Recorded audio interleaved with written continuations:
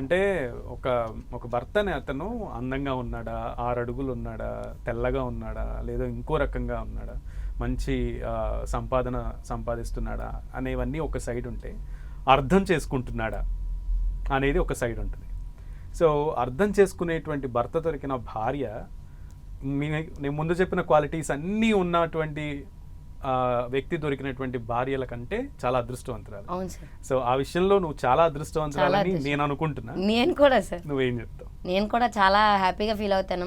ఎందుకంటే ఎంతో అందంగా ఉన్నా సరే అలాంటి వాళ్ళ అమ్మాయిల జీవితాలు కూడా అనుకోవడం. మీ ఆయన చాలా అందంగానే ఉన్నాడు కదా. ఇంకా మంచిగా సార్, అంటే మంచిగా యాక్చువల్ చెప్పాలంటే మా వారు కొంచెం బాగోదు కూడా.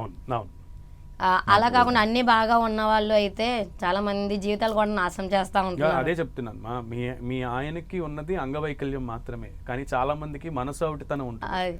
సో మనసు వైకల్యం ఉన్న వాళ్ళతో ఫిజికల్ గా ఫిట్ గా ఉండాలి కాదు సార్, మెంటల్ గా కూడా ఫిట్ గా ఉండాలి. అది సో దానికైతే ఐఎమ్ సో లక్కీ.